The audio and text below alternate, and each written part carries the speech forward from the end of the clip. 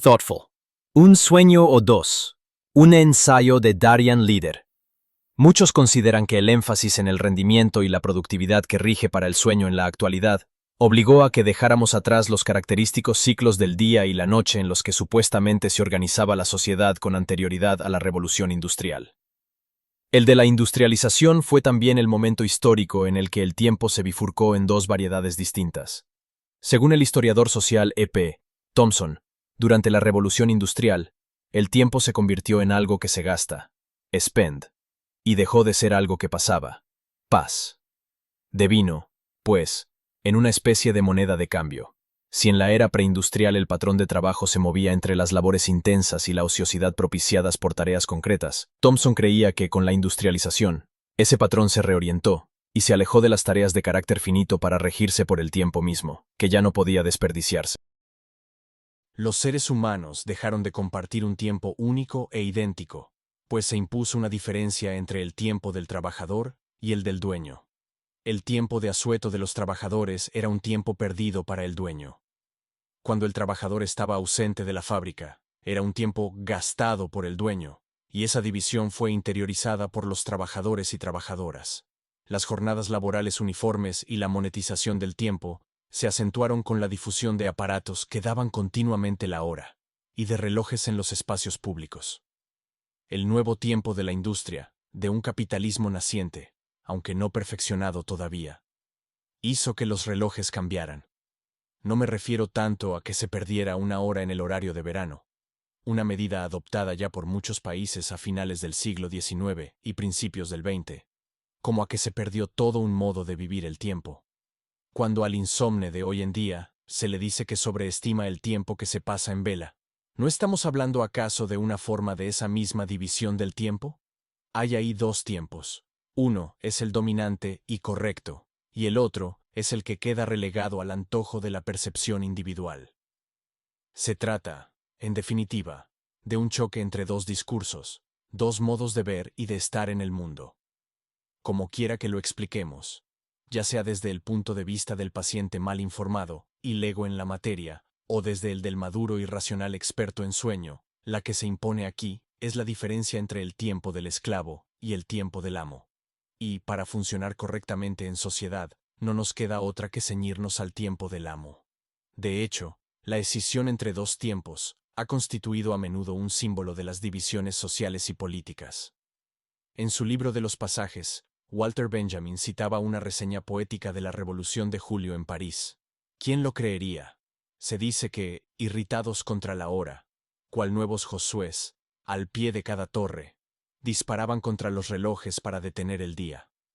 Los autores de aquel escrito coetáneo de los hechos le adjuntaban una nota en la que aseguraban que aquello había sido un suceso excepcional en aquella insurrección. El único acto de vandalismo ejercido por el pueblo contra los monumentos públicos. ¿Y qué vandalismo? Que expresa efectivamente la situación de los ánimos el 28 por la tarde. Aquella acción fue presenciada, según podemos leer, a la misma hora en diferentes barrios, por lo que no se puede decir que fuera un capricho de excepción, sino un sentimiento más o menos general. La división entre tiempos diferentes también deja su impronta en algunas de las investigaciones de la ciencia del sueño, dedicadas a registrar los ritmos circadianos, es decir, los ciclos de aproximadamente 24 horas, regulados por los relojes internos de nuestros organismos. Ciertas claves externas conocidas como Zeitgebers, como la luz, la temperatura y la interacción social, contribuyen a fijar o sincronizar el ciclo circadiano. Y por eso los turnos nocturnos de trabajo o los vuelos entre diferentes zonas horarias pueden tener efectos nocivos en nuestro sueño. Pero si nos fijamos en los gráficos de picos y valles circadianos durante el transcurso del día y la noche que se manejan en esos estudios, veremos que la vida humana suele estar dividida entre el trabajo y el sueño, como si no existieran otros tiempos o ni tan siquiera fueran posibles.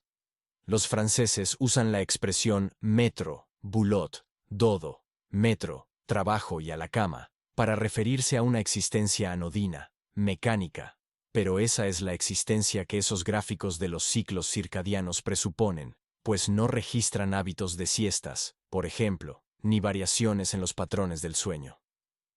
Obviamente, la división del día entre las horas de trabajar y las horas de dormir es precisamente la que introdujeron en su día los dueños de las fábricas, y cabría preguntarse cómo se verían esos resultados si se trasladaran a un mapa más complejo de las realidades de una jornada en la vida de un ser humano. A fin de cuentas, es habitual que procuremos crear más tiempo para nosotros, sobre todo mediante el recurso a las transiciones químicas, como la bebida con la que señalamos el final de la jornada de trabajo, o que nos tomamos en ese momento liminar que muchos de nosotros introducimos para marcar la frontera con la hora de dormir, muchas veces, demorando progresivamente, la hora de irnos a la cama, precisamente para aumentar ese rato que tenemos así, para nosotros mismos. Una paciente me explicó cómo creaba ese margen privado, no a última hora de la noche, sino a primera hora de la madrugada.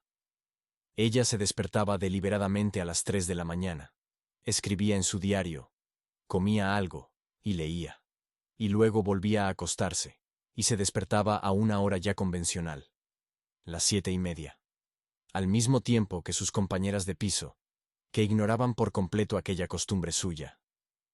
Que ellas desconocieran aquel pequeño secreto era un motivo de satisfacción para esta paciente. Era como si hubiera creado así una doble vida, un tiempo que no le pertenece a nadie más, según sus propias palabras. Cuanto más vivimos conforme al tiempo de otros, con sus horarios y sus premuras, más importancia adquiere esta invocación de un tiempo en soledad, y una vez establecido podemos dedicarlo a muy diversas actividades que pasan entonces a adquirir un valor especial para nosotros.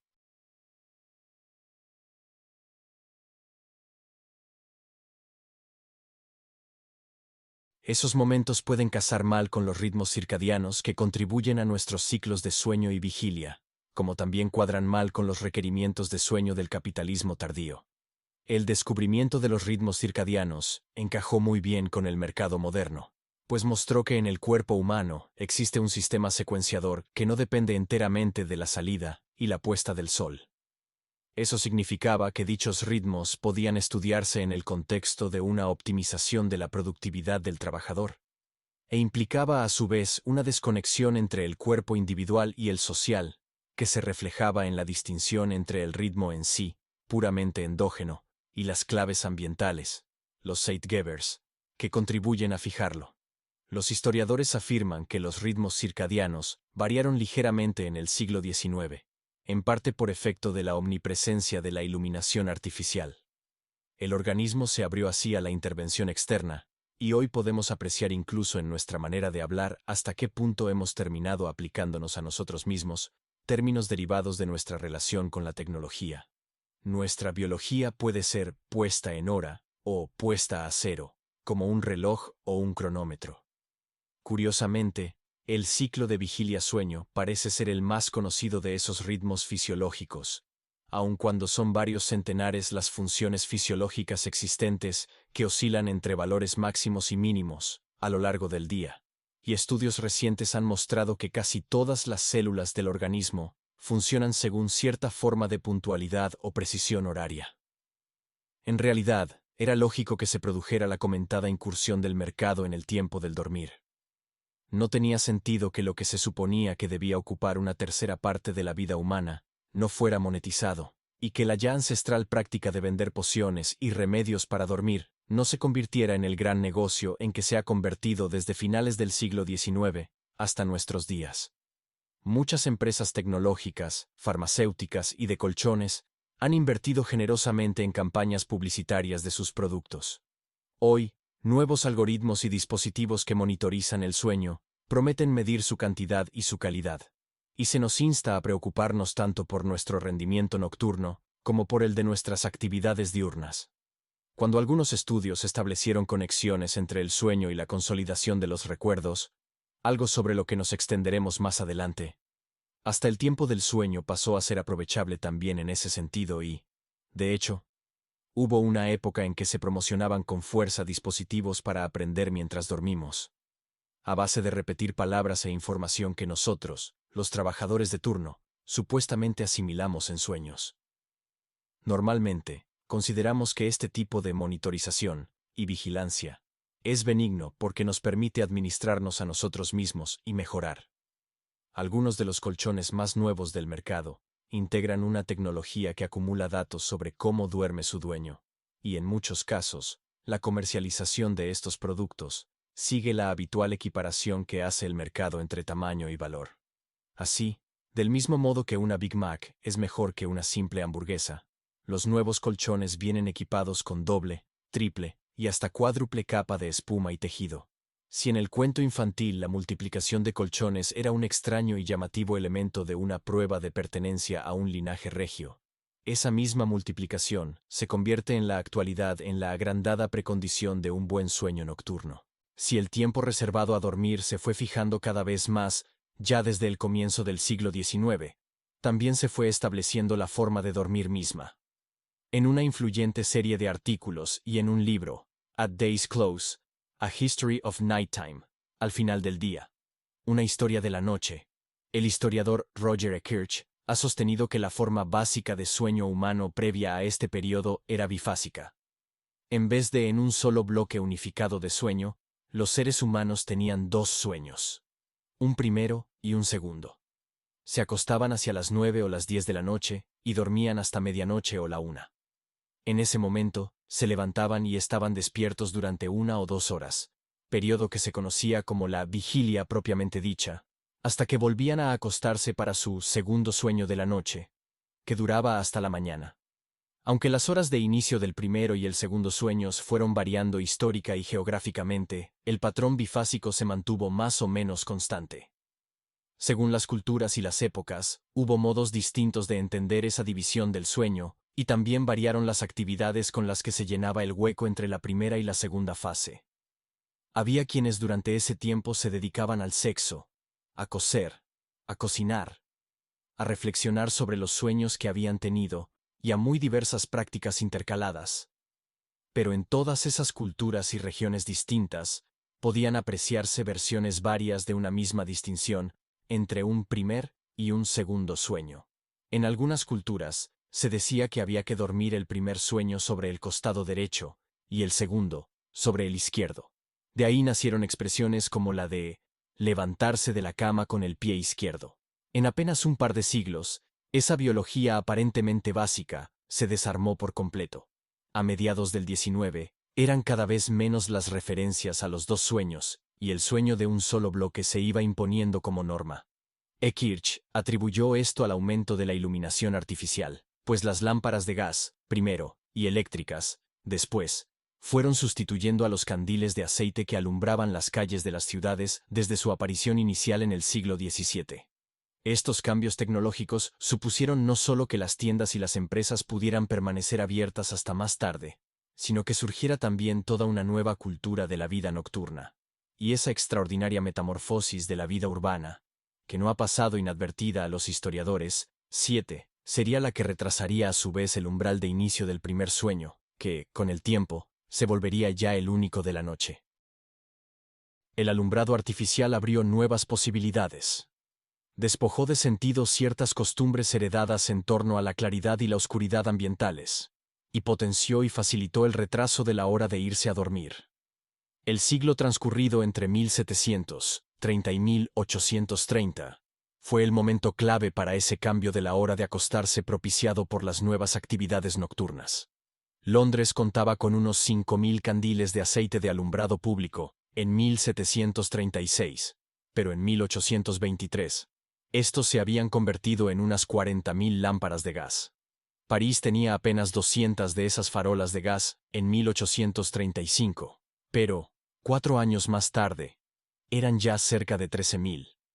Esos postes de luz no eran farolas sin más, sino faroles policiales, lo que nos da a entender la conexión que se estableció entre luz y seguridad, aun cuando la idea de la vigilancia actuaba en más sentidos que ese. Fue también un momento que posibilitó la aparición de nuevas costumbres, como la de que, al oscurecer, se pudiera observar desde fuera el interior de las casas de otras personas. Esa expansión de las luminarias, tanto públicas como privadas, tuvo efectos inmensos en la iluminación en general. Si una simple farola de gas podía alumbrar aproximadamente 12 veces más que un candil de aceite o una vela, Las bombillas eléctricas que comenzaron a aparecer hacia finales del siglo XIX eran unas 100 veces más luminosas. Aquellos primeros hijos de la noche, como los llamó un escritor de la época, homos, tendían a ser personas pudientes y de vida ociosa, pero un proceso de cambio paralelo, aunque mucho más extendido y radical, fue produciéndose también más allá de las reuniones y los bailes que proliferaron en torno a esa nueva cultura. Los miembros de clases menos favorecidas comenzaron a trabajar hasta más tarde, debido a que las nuevas tecnologías de la iluminación permitían que los talleres y las empresas permanecieran en funcionamiento hasta mucho después de que oscureciera en el exterior. Si el sueño había adquirido un sentido espiritual a lo largo de los siglos, entendido como un momento para la purificación y el descanso, pronto esos valores se irían erosionando. Con la revolución industrial, el sueño fue dejando de ser un espacio precioso y, posiblemente, personal para la renovación, y se fue convirtiendo en un momento entendido cada vez más como ese espacio de tiempo en el que uno, o una, no está trabajando. Kirch añadió estas dimensiones sociales y económicas a su explicación de las causas de la pérdida del sueño bifásico, unas causas que no cabe limitar, pues, a la expansión y el perfeccionamiento del alumbrado urbano. Cambios en la concepción misma del trabajo, unidos a la proliferación de los turnos y los horarios laborales, a las nuevas tecnologías y su repercusión en los procesos productivos, al concepto de gestión del tiempo y a ciertas nociones de una ética del trabajo adaptada al capitalismo industrial, fueron factores todos ellos que se combinaron para propiciar esa transición hacia el modelo del sueño monofásico. Según Kirch, parece claro que el cambio social humano contribuyó a deformar el proceso biológico original. Cuando Kirch tuvo conocimiento de los resultados de los experimentos que el investigador del sueño Thomas Weir había dirigido en el Instituto Nacional de Salud Mental, se convenció de que estos representaban una confirmación biológica de su tesis. Weir había aislado a sus sujetos de las particiones artificiales entre luz y oscuridad generadas por la vida moderna, y había descubierto que muchos de ellos dormían, no de un tirón en un solo tramo, sino en dos. Había intentado crear unas condiciones de iluminación más cercanas a las del ciclo de los días y las noches en invierno, haciendo que los voluntarios y las voluntarias de su experimento pasaran periodos de 14 horas seguidas en una habitación oscura tras haber estado 10 horas expuestos a la luz. Y al igual que las poblaciones preindustriales a las que se refería Kirch, estos sujetos se despertaban puntualmente durante periodos de entre 2 y 3 horas al poco de la medianoche, y volvían a dormirse en un segundo sueño. El período de vigilia intermedia parecía producirse así de forma natural desde el momento en que se abandonaba el efecto de la prolongación artificial de la iluminación, que era precisamente el principal factor al que Kirch había apuntado con el dedo acusador de sus propios estudios históricos. El concepto de un único período de sueño unificado era, al parecer, producto de la revolución industrial, y el sueño bifásico representaba el ritmo original del cuerpo humano. Existe cierta controversia actualmente en torno a la validez de esas tesis. Es innegable que la división del sueño en dos fases fue un elemento común y corriente de la experiencia humana en numerosas culturas hasta el siglo XIX, pero que no está tan claro que el cuerpo revierta a ese patrón cuando se lo priva de luz artificial. Los experimentos de Weir parecían confirmar que eso era así, pero otros investigadores han obtenido resultados más ambiguos en ese sentido. Si bien los patrones de sueño que han descubierto por esa vía han tendido a consistir, en casi todos los casos, en periodos de sueño con interrupciones. El problema es que buena parte de esos estudios se fundamentan en una fantasía, que no es otra que la idea de que la vía para dar con el estado natural del cuerpo humano es aislándolo de su entorno. Para descubrir el ritmo de sueño original, el primitivo, los investigadores separan al individuo del cuerpo social al que pertenece. Lo aíslan en una cueva. ¿Qué otra cosa, si no, son esos búnkeres subterráneos o laboratorios especiales del sueño, donde toda clase de artilugios tecnológicos monitorizan los ciclos de actividad, la temperatura, los niveles de hormonas, etc.? Aunque esto pueda revelarnos algunos resultados significativos acerca de las claves ambientales de ciertos procesos fisiológicos, no nos está diciendo gran cosa sobre el sueño natural, pues los seres humanos viven normalmente en mutua cercanía. unos con otros. Y puede que sea precisamente esa proximidad la que, como veremos, tenga unos efectos muy potentes en cómo dormimos. Casi todas las variables principales de la fisiología del sueño de un bebé se modifican cuando duerme con su madre. Desde las concentraciones de sustancias neuroquímicas hasta la cantidad de sueño profundo, pasando por el comportamiento respiratorio. Los experimentos que tratan deliberadamente de separar a la persona que duerme recuerdan un poco a aquella obsesión de Luis II por aislar a los bebés del habla humana para comprobar si así sus primeras palabras serían en hebreo o en latín. El error en ambos casos es no ver que el lenguaje y el sueño entraña unas relaciones sociales con otros individuos.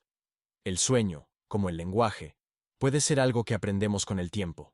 Quizás sea por eso por lo que dormimos a los niños, no se duermen ellos solos sin más, y por lo que, ya de adultos, nosotros mismos también tenemos que ponernos a dormir siguiendo procedimientos cada vez más complejos.